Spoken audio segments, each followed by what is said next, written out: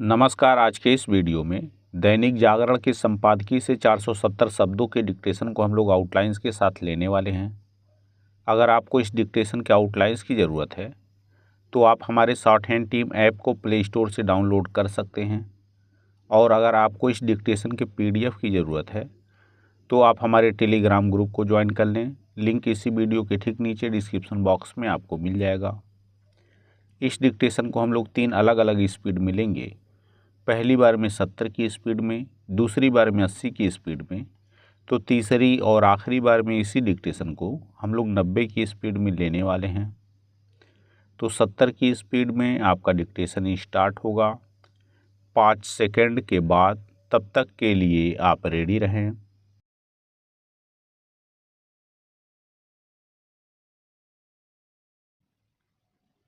Start. यह अच्छा हुआ कि सुप्रीम कोर्ट ने नागरिकता संशोधन कानून यानी CAA की अधिसूचना के अमल पर रोक लगाने से इनकार कर दिया। यह इसलिए स्वागत योग्य है क्योंकि किसी भी कानून और उसके प्राविधानों पर फैसला उनकी संवैधानिकता की जांच परख के बाद ही होना चाहिए। इस पहलू पर जोर दिया जाना इसलिए आवश्यक है क्योंकि कुछ वर्ष पहले 3 कृषि कानूनों की संवैधानिकता पर विचार किए बिना ही सुप्रीम कोर्ट ने उनके अमल पर रोक लगा दी थी। इसका नतीजा यह हुआ कि कृषि कानूनों का विरोध करने वाले संगठनों एवं राजनीतिक दलों को यह माहौल बनाने में आसानी हुई कि कृषि कानून सही नहीं। इसी माहौल ने ऐसी परिस्थितियां बनाई कि सरकार को ना चाहते हुए भी इन कानूनों को वापस लेना पड़ा। जैसे कृषि कानूनों के खिलाफ ढेरों याचिकाएं दायर की गई थी, वैसे ही नागरिकता कानून के विरुद्ध भी। इस कानून को लेकर दायर याचिकाओं की संख्या 237 है। इनमें से केवल एक उसके समर्थन में है, शेष सब विरोध में। विरोध में याचिकाएं दायर करने वालों में राजनीतिक दल और नेता तो हैं ही, हर छोटे बड़े सरकारी फैसले पर सुप्रीम कोर्ट का दरवाज़ा खटखटाने वालों का वह समूह भी है जिसने जनहित याचिकाओं को एक उद्योग में तब्दील कर दिया है। पैरा। नागरिकता संशोधन कानून के विरोध में खड़े लोगों की दलील यह है कि आखिर इसे लोकसभा चुनावों के पहले क्यों लागू किया जा रहा है। क्या चुनाव के पहले किसी कानून को लागू करना निषेध है। प्रश्न यह भी है कि 4 वर्ष पहले जब कहीं कोई चुनाव नहीं थे, तब विपक्षी दलों ने नागरिकता संशोधन कानून के खिलाफ आसमान सिर पर क्यों उठा लिया था। उन्होंने इस कानून के खिलाफ न केवल लोगों को गुमराह किया बल्कि उन्हें सड़कों पर उतरने के लिए भी उकसाया। इस कानून के खिलाफ देश भर में केवल विरोध प्रदर्शन ही नहीं हुए बल्कि उस दौरान बड़े पैमाने पर आगजनी और तोड़फोड़ भी की गई। दिल्ली में तो शाहीन बाग इलाके में एक व्यस्त सड़क को घेर कर और आवाजाही ठप कर महीनों तक धरना दिया गया। इसी धरने के कारण दिल्ली में भीषण दंगे हुए जिसमें 50 से अधिक लोग मारे गए। इस पर हैरानी नहीं कि शाहीन बाग धरने को खाद पानी देने वाले ही नागरिकता संशोधन कानून के खिलाफ सुप्रीम कोर्ट पहुँचे हैं। वे यह जान रहे हैं कि इस बार लोग उनके इस झूठे दुष्प्रचार में नहीं फंसने वाले कि इस कानून के लागू होने से भारतीय मुसलमानों की नागरिकता खतरे में पड़ जाएगी। इस कानून के विरोधियों को यह समझ आए तो अच्छा कि काठ की हांडी बार बार नहीं चढ़ती।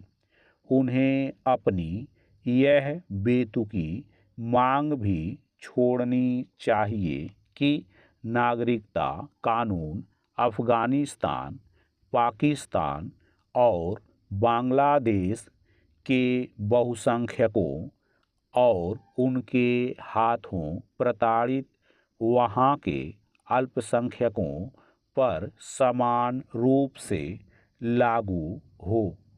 आखिर पीड़ित और आक्रांता के लिए एक जैसा कानून कैसे हो सकता है? स्टॉप। दोस्तों, इसी डिक्टेशन को दूसरी बार में हम लोग 80 की स्पीड में लेंगे और आपका समय स्टार्ट होगा 5 सेकंड के बाद। तब तक के लिए आप रेडी रहें।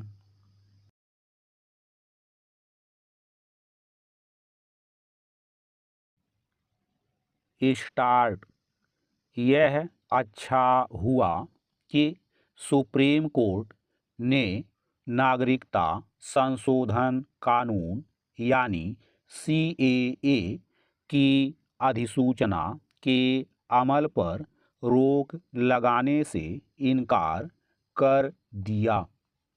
यह इसलिए स्वागत योग्य है क्योंकि किसी भी कानून और उसके प्राविधानों पर फैसला उनकी संवैधानिकता की जांच परख के बाद ही होना चाहिए। इस पहलू पर जोर दिया जाना इसलिए आवश्यक है क्योंकि कुछ वर्ष पहले 3 कृषि कानूनों की संवैधानिकता पर विचार किए बिना ही सुप्रीम कोर्ट ने उनके अमल पर रोक लगा दी थी।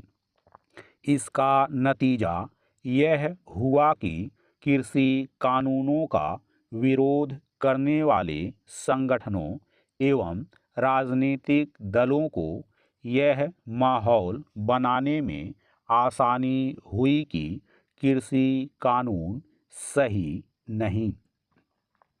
इसी माहौल ने ऐसी परिस्थितियां बनाई कि सरकार को ना चाहते हुए भी इन कानूनों को वापस लेना पड़ा। जैसे कृषि कानूनों के खिलाफ ढेरों याचिकाएं दायर की गई थी, वैसे ही नागरिकता कानून के विरुद्ध भी। इस कानून को लेकर दायर याचिकाओं की संख्या 237 है। इनमें से केवल एक उसके समर्थन में है, शेष सब विरोध में याचिकाएं दायर करने वालों में राजनीतिक दल और नेता तो हैं ही, हर छोटे बड़े सरकारी फैसले पर सुप्रीम कोर्ट का दरवाज़ा खटखटाने वालों का वह समूह भी है जिसने जनहित याचिकाओं को एक उद्योग में तब्दील कर दिया है। पैरा नागरिकता संशोधन कानून के विरोध में खड़े लोगों की दलील यह है कि आखिर इसे लोकसभा चुनावों के पहले क्यों लागू किया जा रहा है। क्या चुनाव के पहले किसी कानून को लागू करना निषेध है। प्रश्न यह भी है कि 4 वर्ष पहले जब कहीं कोई चुनाव नहीं थे, तब विपक्षी दलों ने नागरिकता संशोधन कानून के खिलाफ आसमान सिर पर क्यों उठा लिया था। उन्होंने इस कानून के खिलाफ न केवल लोगों को गुमराह किया, बल्कि उन्हें सड़कों पर उतरने के लिए भी उकसाया। इस कानून के खिलाफ देश भर में केवल विरोध प्रदर्शन ही नहीं हुए, बल्कि उस दौरान बड़े पैमाने पर आगजनी और तोड़फोड़ भी की गई। दिल्ली में तो शाहीन बाग इलाके में एक व्यस्त सड़क को घेर कर और आवाजाही ठप कर महीनों तक धरना दिया गया। इसी धरने के कारण दिल्ली में भीषण दंगे हुए, जिसमें 50 से अधिक लोग मारे गए। इस पर हैरानी नहीं कि शाहीन बाग धरने को खाद पानी देने वाले ही नागरिकता संशोधन कानून के खिलाफ सुप्रीम कोर्ट पहुँचे हैं। वे यह जान रहे हैं कि इस बार लोग उनके इस झूठे दुष्प्रचार में नहीं फंसने वाले कि इस कानून के लागू होने से भारतीय मुसलमानों की नागरिकता खतरे में पड़ जाएगी।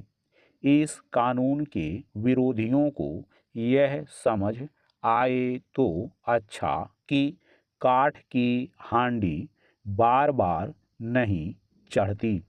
उन्हें अपनी यह बेतुकी मांग भी छोड़नी चाहिए कि नागरिकता कानून अफ़गानिस्तान, पाकिस्तान और बांग्लादेश के बहुसंख्यकों और उनके हाथों प्रताड़ित वहाँ के अल्पसंख्यकों पर समान रूप से लागू हो।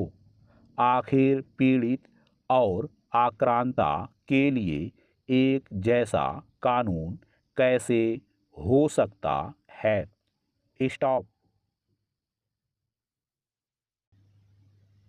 दोस्तों, इसी डिक्टेशन को तीसरी और आखिरी बार में हम लोग 90 की स्पीड में लेंगे और आपका समय स्टार्ट होगा 5 सेकंड के बाद।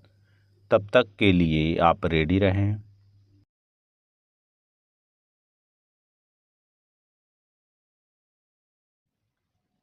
स्टार्ट। यह अच्छा हुआ कि सुप्रीम कोर्ट ने नागरिकता संशोधन कानून यानी CAA की अधिसूचना के अमल पर रोक लगाने से इनकार कर दिया। यह इसलिए स्वागत योग्य है, क्योंकि किसी भी कानून और उसके प्राविधानों पर फैसला उनकी संवैधानिकता की जांच परख के बाद ही होना चाहिए। इस पहलू पर जोर दिया जाना इसलिए आवश्यक है क्योंकि कुछ वर्ष पहले 3 कृषि कानूनों की संवैधानिकता पर विचार किए बिना ही सुप्रीम कोर्ट ने उनके अमल पर रोक लगा दी थी। इसका नतीजा यह हुआ कि कृषि कानूनों का विरोध करने वाले संगठनों एवं राजनीतिक दलों को यह माहौल बनाने में आसानी हुई कि कृषि कानून सही नहीं। इसी माहौल ने ऐसी परिस्थितियां बनाई कि सरकार को ना चाहते हुए भी इन कानूनों को वापस लेना पड़ा। जैसे कृषि कानूनों के खिलाफ ढेरों याचिकाएं दायर की गई थी, वैसे ही नागरिकता कानून के विरुद्ध भी। इस कानून को लेकर दायर याचिकाओं की संख्या 237 है। इनमें से केवल एक उसके समर्थन में है, शेष सब विरोध में याचिकाएं दायर करने वालों में राजनीतिक दल और नेता तो हैं ही, हर छोटे बड़े सरकारी फैसले पर सुप्रीम कोर्ट का दरवाजा खटखटाने वालों का वह समूह भी है जिसने जनहित याचिकाओं को एक उद्योग में तब्दील कर दिया है। पैरा नागरिकता संशोधन कानून के विरोध में खड़े लोगों की दलील यह है कि आखिर इसे लोकसभा चुनावों के पहले क्यों लागू किया जा रहा है। क्या चुनाव के पहले किसी कानून को लागू करना निषेध है। प्रश्न यह भी है कि 4 वर्ष पहले जब कहीं कोई चुनाव नहीं थे, तब विपक्षी दलों ने नागरिकता संशोधन कानून के खिलाफ आसमान सिर पर क्यों उठा लिया था। उन्होंने इस कानून के खिलाफ न केवल लोगों को गुमराह किया, बल्कि उन्हें सड़कों पर उतरने के लिए भी उकसाया। इस कानून के खिलाफ देश भर में केवल विरोध प्रदर्शन ही नहीं हुए, बल्कि उस दौरान बड़े पैमाने पर आगजनी और तोड़फोड़ भी की गई। दिल्ली में तो शाहीन बाग इलाके में एक व्यस्त सड़क को घेर कर और आवाजाही ठप कर महीनों तक धरना दिया गया। इसी धरने के कारण दिल्ली में भीषण दंगे हुए, जिसमें 50 से अधिक लोग मारे गए। इस पर हैरानी नहीं कि शाहीन बाग धरने को खाद पानी देने वाले ही नागरिकता संशोधन कानून के खिलाफ सुप्रीम कोर्ट पहुंचे हैं। वे यह जान रहे हैं कि इस बार लोग उनके इस झूठे दुष्प्रचार में नहीं फंसने वाले कि इस कानून के लागू होने से भारतीय मुसलमानों की नागरिकता खतरे में पड़ जाएगी। इस कानून के विरोधियों को यह समझ आए तो अच्छा कि काठ की हांडी बार बार नहीं चढ़ती। उन्हें अपनी यह बेतुकी मांग भी छोड़नी चाहिए कि नागरिकता कानून अफगानिस्तान, पाकिस्तान और बांग्लादेश के बहुसंख्यकों और उनके हाथों प्रताड़ित वहाँ के अल्पसंख्यकों पर समान रूप से लागू हो। आखिर पीड़ित और आक्रांता के लिए एक जैसा कानून कैसे हो सकता है। स्टॉप।